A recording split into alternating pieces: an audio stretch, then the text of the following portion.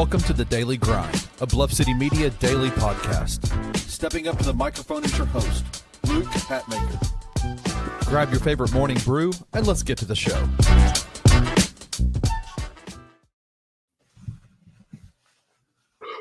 Should have been a cowboy. You should have learned to rope ride. Where my six riding my pony on a cattle drive. Son Jerry Jones. Welcome to the Daily Grind. I am your host, Luke Hatmaker, and it's Friday, and we have news, and I needed both Bucks to talk about it. How are you guys, Uncle Buck? Let's start to I pointed the wrong way. One of these days I'll get my camera right. How are you, Uncle Buck? Are you good? I'm good, man. I'm good. Came back a day early from the trip because the family's sick. No. But, I got all the fun stuff out of the way first. So, I guess that's good. Yeah, heck yeah. I would count that as a win. Rusty, how has work for you? It's good. It's been a busy week. I've been on the grind all week, going, running all over the place. And speaking of running all over the place, every morning I get up and I announce to my roommate that I'm going jogging, and then I don't go. It's just a running joke around here. Man, people that run are nuts. I don't get it. I don't get it. I don't get it. Do you like to run, Rusty? A little side question. Are you a runner? When you work out, do you run? Yeah, I do. I run a decent amount, either at the gym or when it's nice out, I'll run, here and there. But I don't run more than like a couple, 2-3 miles because this is a body that's built for sitting on the couch and not speed or longevity or long distance. Like, I look like a guy who works out, but it's not going to turn down a cold beer. Yeah, you don't look like a cross country person. Like those people are body built for power, not speed. That's right. But I'll be honest with you, if I saw him on a 10 on the side of the road, that would make sense. Damn. You know who belongs on the side of the road in a 10 after what they did? I would say Jerry Jones. You're just angry. I'm not angry. Well, okay. That is. All the places. Let me start we just talked the other day about how much we hate Green Bay and of all the places. Let me start this conversation by saying, I don't know if what time is it? It's Friday, August 29th. 7:29. 7:29 in the morning. I don't think the Bears season has ever ended this early before. It's pretty wild how it's already over. I don't even have to like it's, it's just, I'm kidding. It just ended. Well, I mean, I thought it. I walked into that one. I did see yesterday that the Cowboys have already officially been eliminated from the playoffs, and so we got that out of the way early as well. I don't know. I mean, from one standpoint, like they didn't have to pay $200 and something million, but on the other hand, like this is Micah freaking Parsons, one of the best defenders we've seen in a generation, and I know Edwards doing all kind of victory laps. I thought I heard somebody hollering yesterday. It must have been Edwards being all excited. Oh my God! So, for those of you who. For those of you who didn't watch any sort of sporting thing, even if you didn't watch sports, this was all over everything. The Cowboys traded Micah Parsons to the Green Bay Packers for change. I don't know. It was 2 first-round picks and Kenny Clark. Which is a really good football player. He's a great football player. Yeah, really solid defensive tackle. He's wrecked the Bears for a really long. Get that cheese out of here, Edward. The thing is, these first-round picks are going to be so late, it doesn't matter. Let's start with the Green Bay. Let's start with the Packers. Before we get there, I did see this yesterday. Shout out to M Savage 901 Savage from 3 to Hard Way. It's one of Parrish's podcasts. Yeah.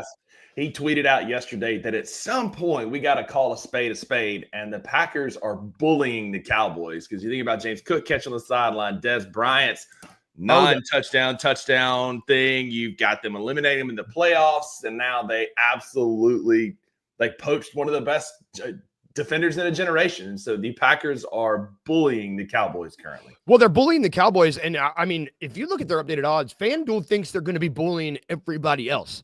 I was surprised at this. I'm honestly I would not be surprised if they've moved since I've looked at this morning, but these numbers were moving.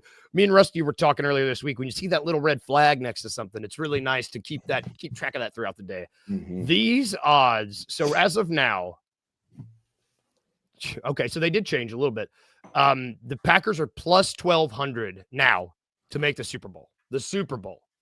Okay. They are to make the playoffs, minus 196. They have better odds to make the playoffs than the Lions, who are minus 172.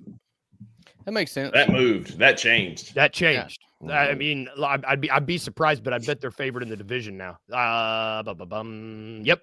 Plus 170. The Lions are plus 185.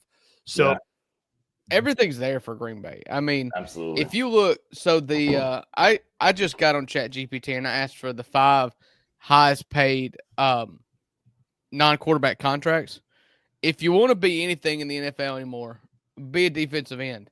It's Micah Parsons, T.J. Watt, Jamar Chase, generational wide receiver. Yep. Myles Garrett and Nick Bosa are the 4 highest paid non-quarterbacks. And I thought the return was pretty good. I mean, we're wired for NBA stuff, NBA transactions here. And when you see 2 first-round picks, you're like, oh, well, maybe they got Kentavious Caldwell-Pope.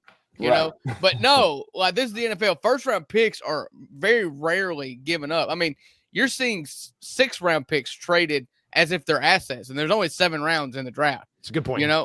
They got 2 first-round picks and a 3-time Pro Bowler. And listen, Kenny Clark's good. He's good. He's good. And you do have to have, if you're going to be amazing, you do have to have a really good edge rusher, and he's arguably the best. But I don't think anybody was like expecting Dallas to compete, like really compete for a Super Bowl. And Jerry didn't want to give him $188 million. And that just I get it, but it's just always Jerry, man. It's always done. Even if it's a logical decision, it's done in the messiest way possible. And then you traded him to arguably your biggest non-division rival. They're not the Eagles or the Giants, but Green Bay is right up there. Yep. And if they make the playoffs, it's a first-round matchup. It's just that's the way the football gods work. It's like if I've said the NFC East is going to be wide open. I still more or less believe that, although I do knock Dallas down a peg. If they do have something magical happen, they will meet Green Bay in the playoffs again. Green Bay will torch them. Absolutely. Yeah. Yes. So I'm glad you brought Jerry up because, well, let's you mentioned the Cowboys. Let's switch over and look at the Cowboys' updated odds here because they're a little bit funnier. Their odds to make the Super Bowl, and who knows if these went to make the Super Bowl at 6,000. That's bad. That's right up there with the likes of Jacksonville. You look around who they're being there. I think I don't want to lie, but I believe they're between, as of last night, they were between Jacksonville and Seattle in their Super Bowl odds, which honestly is interesting because that's about where I put Dak Prescott too, right between Sam Darnold and Trevor Lawrence. It just gets pure hater because if you look at the production, it's there. But Jared, hey, listen, in the comments, we've got Sunday Night Football, Week 4, Packers, Cowboys. So we get that sooner. The Super Bowl line, I don't know if it moved or not, but the division winner did. It fell because they were plus about 550, and now it's plus 700. They're still the third best odds ahead of the Giants, but they fell further behind the Commanders with this trade. Man, and I wonder what to make the playoffs. They are, this is fun. Oh, wait, that's to miss the playoffs. I can read. To make the playoffs, they fell. They're plus 250 between Carolina and Miami to make the playoffs. I like their Super Bowl odds better, like you were saying, Uncle Buck, because right now their Super Bowl odds, they're by Trevor Lawrence, and I lied. It was the Steelers' odds have moved. So it's Seattle, Pittsburgh, and Dallas and Jacksonville all kind of have the same 4 odds to make the playoffs, which you look at that. I mean, I guess those are all like what the third place teams. People are projecting those teams to be the third place teams in their division. So you're looking at a third place team odds when I would say that I don't know if the Dallas wasn't going to, they weren't going to make any moves. I mean, Micah Parsons or not, I don't think. It's not like they were going to have their defense still wasn't very good. Micah Parsons was it. It's not like lose with him on their team. It's not like that's going to be like 10-win swing, you know. Their secondary is still bad. They can't cover anybody. They couldn't cover anybody last year. They didn't do anything really to improve it this year. And Micah Parsons is still the odds-on favorite to be your defensive player of the year. That hasn't changed. It's not going to change. If anything, he's in an even better situation in Green Bay now because they do have more offensive firepower, having Josh Jacobs and Matthew Golden is set for a big rookie year. And if Jordan Love can come back and be healthy, like he is now in a much better situation because Dallas is not good. And especially defensively, Dak and CD, and that's about it. I mean, you know, Jake Ferguson's a good tight end. Dak's going to have to throw for 1 billion yards to keep him in any kind of game. And now Micah Parsons has moved to a team that's on the rise in the NFC North, like a team that's kind of had a couple of down years, but they're on the swing up.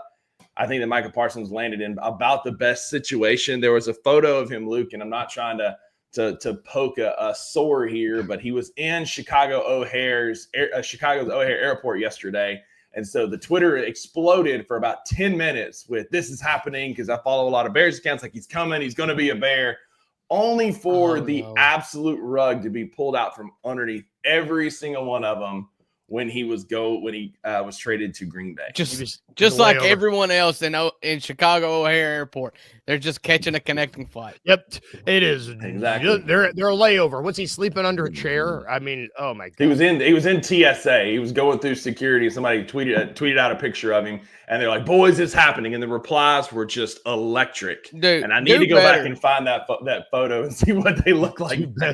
Do better, Micah. You just got a $188 million contract. Yeah, what's he doing flying coach? Yeah, what's he flying coach? Yeah. That's a good point. What's he doing? He's rubbing it in. He's a troll. He's rubbing it in. Yeah, I mean, he is a troll. I don't know. So to end this conversation, where does this leave Jerry? Exactly where he's always Cowboys till he dies. The heck he wants to do. He's a fiddler. He's always fiddling with things and always messing with things. He can't leave well enough alone and just will always get in his way. Like I said in the group chat yesterday, Jerry Jones is Jerry Jonesing always. It's gross. I mean, I don't know. To lose. Listen, Micah Parsons. Listen, he's not good at his job, but don't think for a second that if we owned a sports franchise, we wouldn't be right in the middle of it just like he is. There. I mean, you think this is my sports franchise. You think I'm going to let the GM do whatever he wants? No. My sports franchise will be named the Blank City Drews. Like, mine. Yeah, that's a good point.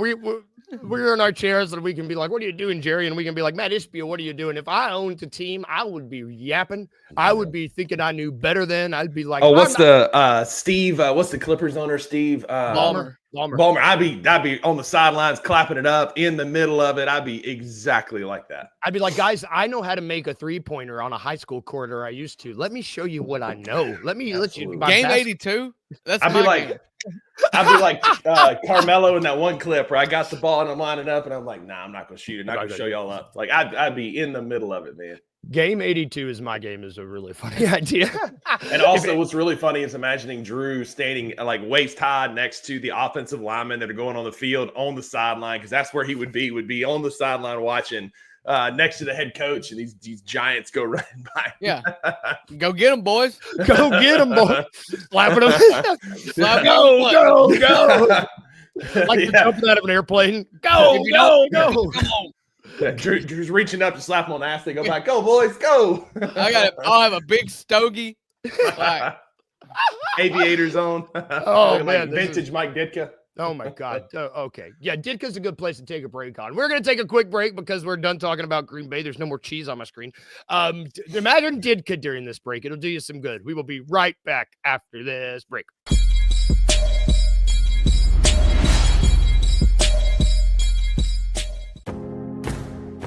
Looking for an alternative to alcohol or conventional medicine? Check out Ounce of Hope, a Memphis-based dispensary with 2 local stores in the Sanderland Center and on South Cooper Street. You can get all the products you need in a location convenient to you. Each store offers an intentional shopping experience with dedicated bud tenders to answer all of your questions, from product selection and mushroom blends to our personal favorite, the Delta 9 seltzers. You gotta try the Peach Buzz. Try Ounce of Hope at either one of their 2 Memphis stores or at www.ounceofhope.com for convenient products shipped right to your door. Use the promo code BluffCity for 15% off any order, excluding sale items. Cannot be used in conjunction with other promotions or discounts. One use per customer.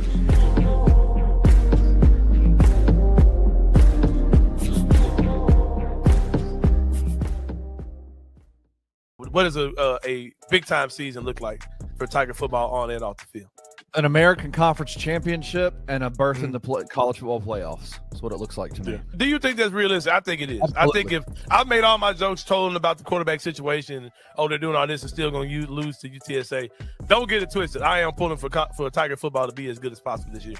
And I think they have the capability to do it. They should. You know what I mean? In the conference that they're in. Where is the line between good and bad, though? If they don't make the college football playoffs, but they win the American Athletic Conference or the American Conference Championship, it's a great season. I would hope that they'd make it to the college football playoffs. That would be a big-time season if they make it there. Yeah.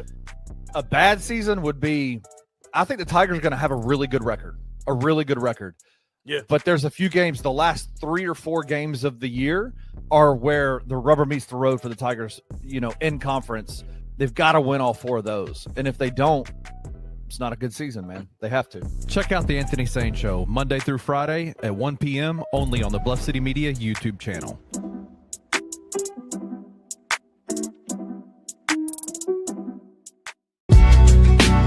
In the heart of the Highland Strip for 27 years, Trilogy Tattoo has helped tell stories for Memphians for generations.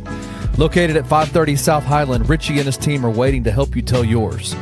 From tattoos to piercings, your body art should be as unique as you are.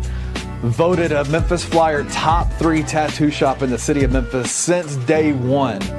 Your story will be safe here at Trilogy Tattoo. Open 7 days a week, Monday through Saturday, 11 to 11, and 3 to 11 on Sundays. They have convenient times waiting on you. Let Trilogy Tattoo help you tell your story.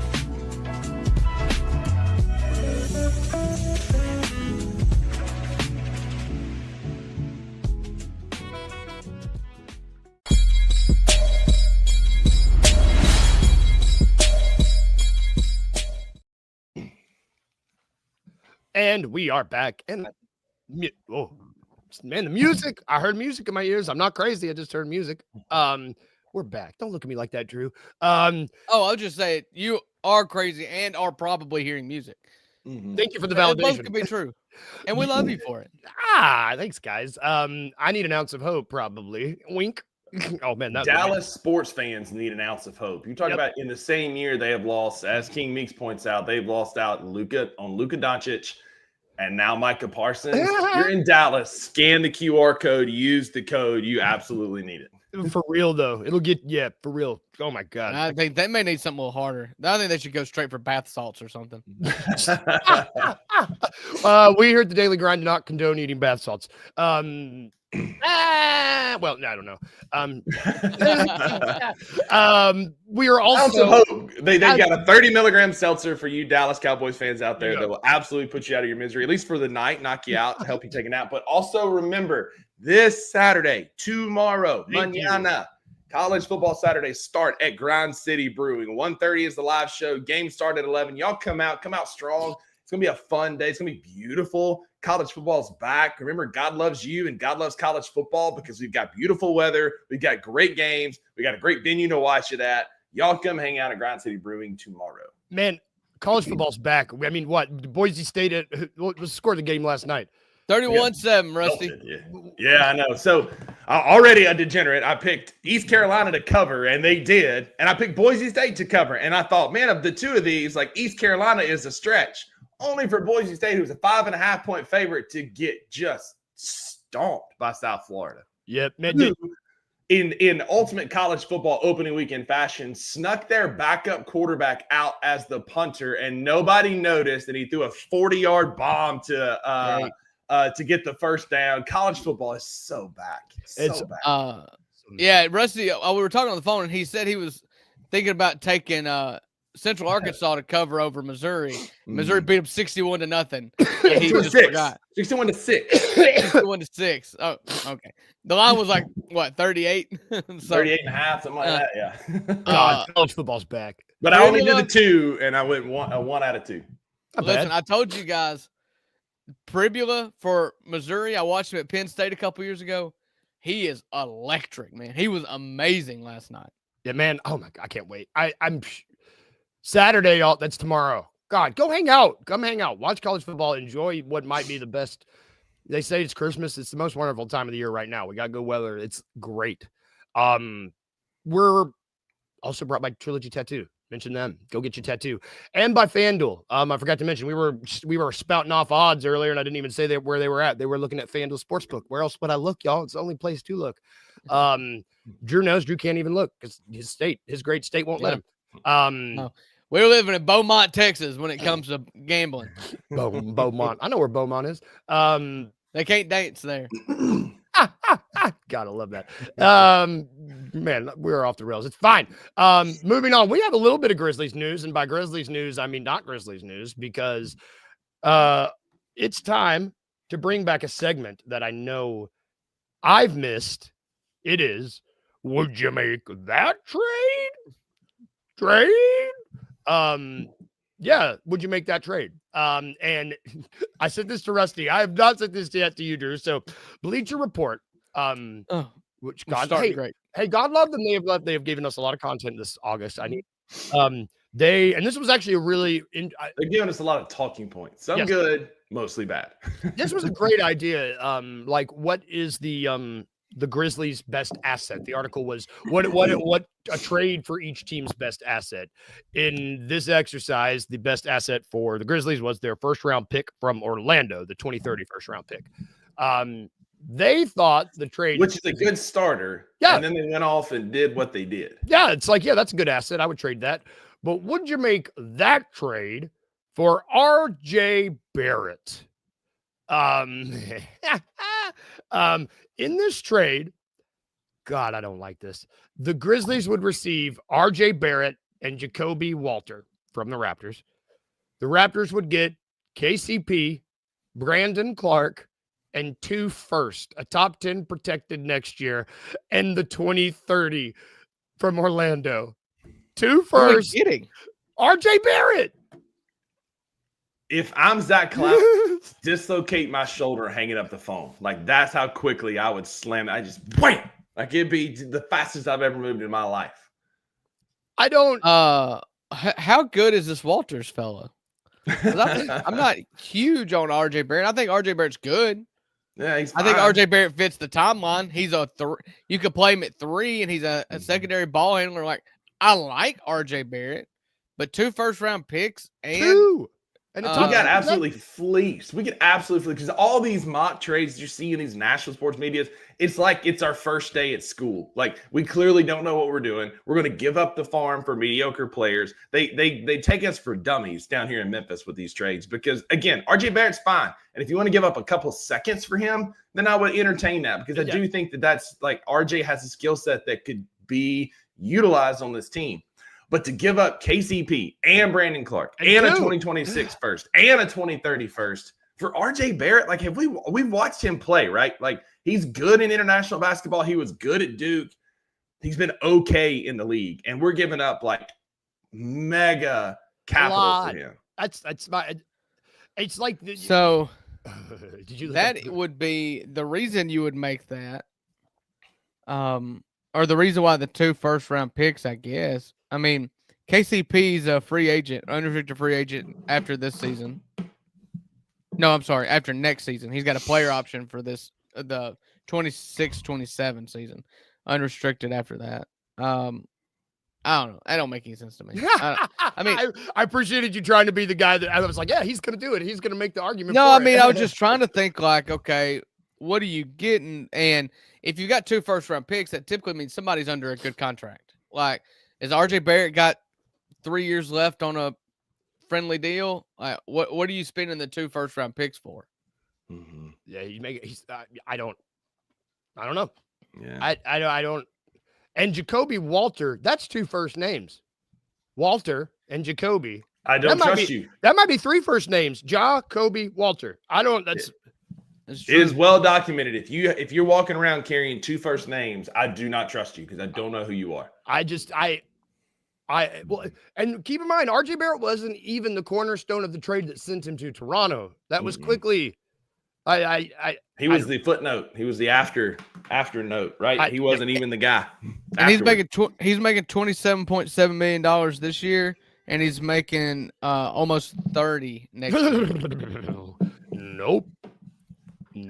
Yeah. So none of us would make that trade. Like Rusty said, I think we would dislocate our shoulder hanging up the phone.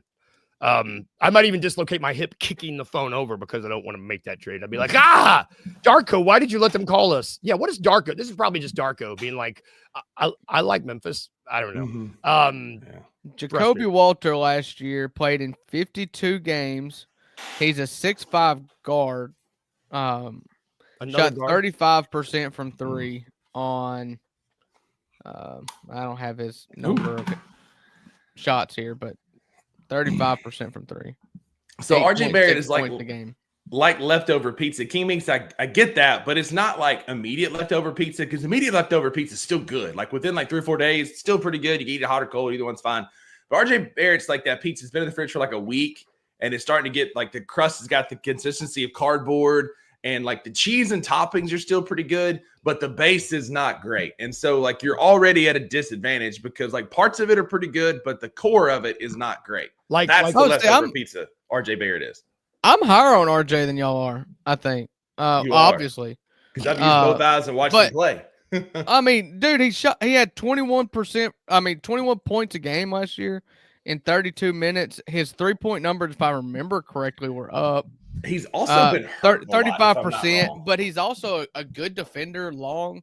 He can play the three. The problem with RJ Barrett is that everybody hated him because he was a New York guy, and you don't think he lived up to a third-round draft. A number 3 draft pick. The problem with RJ Barrett, which is all fine, but he's fine. He's inconsistent. He's inconsistent. That's been the story of RJ Barrett. Is he had a good year last year, and he's going to go lay an egg this year. Like he is one of the most inconsistent top 5 draft picks of all time. Yeah, he's fine, but for 2 first, hell no. I'm in 100% agreement on that. I don't like that trade at all. But RJ Barrett's not a bum. He's not quite week old pizza. He's maybe like half a week old pizza.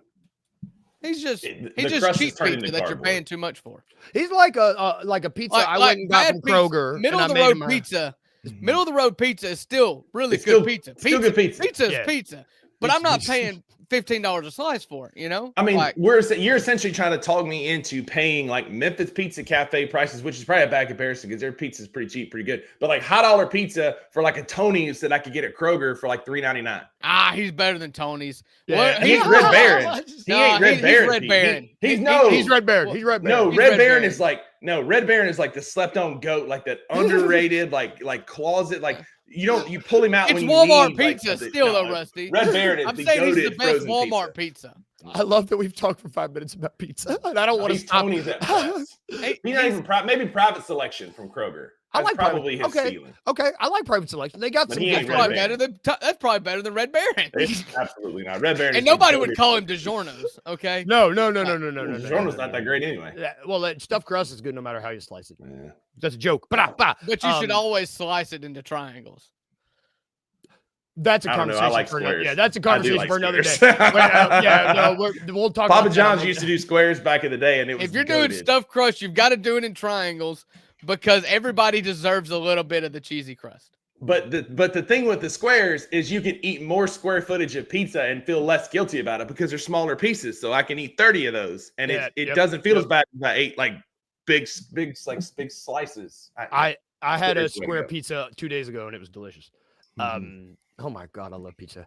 Anybody want to get pizza after this? Before we leave, it is time though for our daily dose of It's a Trap. Brought to you by FanDuel Sportsbook, named in honor of Admiral Akbar. Star Wars, almost Ole Miss. They missed out on that one. The rules are as follows. I'm going to hit our co-host with a series of wagers. They just have to tell me which one of these is a trap. All right. And it's a topic of my choosing. In keeping with our earlier conversation, today is going to be about the NFL Defensive Player of the Year. So I did look at these odds earlier, so I'm going to respectfully bow out and allow Drew an opportunity to catch up. I don't need to Okay. look at them. I got this. Well, I pivoted because I knew I Rusty sniffed it out on me. I had Micah Parsons on this list, and I was like, Rusty sniffed this sucker out. I'm so sorry. No, it's good because now I can actually make it a little tricky. So Micah Parsons is of course he is the favorite. He was the favorite before he was traded. That didn't change. I actually think it's. I'm surprised it didn't go up. Or Yeah. I just assumed he would. I think it was at one point. It did go up by 50. So I don't know if he's still in your list or not, but he was plus 550. He's plus 500 now. 500 now. It's not giving it away. No. He's not on my list. So which one of these is a trap? Is it A, Uncle Buck? You're not A. Sorry, this is for you. What are my odds? FanDuel had you billion. No, you were plus 900 for some reason. I don't know why. They like your you got a low center of gravity. It's good. Is it A, Aiden Hutchinson plus 750, Myles Garrett plus 850, or Nick Bosa plus 850? Okay, so of the three, I would say Myles Garrett should be the favorite.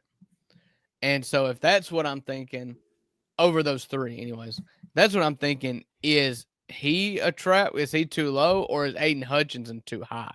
Because I don't think Aiden Hutchinson should be a favorite over Myles Garrett, except for the fact that maybe he's just on a better team. And the 49ers with Nick Bosa, that's not a very good team either. I'll say that the trap is, so it's 750 for Aiden Hutchinson, what you said? Yep. And what did you have Myles Garrett as? I had Myles Garrett as 850. I'm going to say those are flipped. I'm going to say Myles Garrett 750. I got you. That's a trap. That's a Got trap. him. Got him. Yeah, so Aiden Hutchinson is there. These odds are actually a lot closer than I thought. You have Aiden Hutchinson's at plus 750. TJ Watt is at plus 850. Nick Bosa is not. Nick Bosa is plus 1,400. I thought you were going to sniff it out. I did too. You sniffed it out. You were like, the 49ers are bad. You were just too keyed in on Myles Garrett needing to be higher. Right. I think Myles Garrett's probably the best money on that list. I agree. I'd throw a couple bucks on him. Yeah. If you are betting on this at home, that's 100% the bet that I think all three of us would make, because Myles Garrett, he was so good in that joint practice they had last week that they were like, dude, stop. We're practicing. We got to get plays off. Nick Bosa at 1,400 is good money too, because I don't think that the 49ers are going to stink. I think they're going to be playoff adjacent. And he is one of the 3 or 4 players that I would absolutely put in pen as options to lead the league in sacks. Yep. And that's the thing. You got whoever wins this award is probably going to be the sack leader. I mean, most likely you would think, unless they just, unless you have 200 tackles. And does that ever happen? I mean, I don't know. Uncle Buck, you're still in second. You're 4-2. DG came on here and embarrassed himself. He lost both of them this week. I tried to help him out. 4-2. He's 0 for 2 this week, so he's 1 of 2. Well, shout out DG. He made some awesome graphics for me, and we were going to talk about some of them today. I was going to make you guys talk quarterbacks with me, but we changed the show. Before we get out of here, though, what are you guys doing this weekend? It's time for the weekend outlook. Oh, it's ball. I'm calling a football game tonight on the internet, and then we got travel baseball on Saturday, and I'm going to watch football all day around that. And then Sunday, I'm just going to probably recover. And we're going to my mom's house for a Memorial Day thing on Sunday, and then I'm sure we're going to my mother-in-law's house on Labor Day, and I'm sure we're going to my mother-in-law's on Monday. We're going to be just burning the roads up, brother. Yes, sir. How about you? Well, Rusty, what are you doing? You got Grind City tomorrow, right? Yeah, Grind City tomorrow. Going to be there most of the day, watching college football, doing a live college football show at 1:30. Y'all come hang out, even if it's just for a little while. Come check out the venue. It's going to be an awesome, awesome time.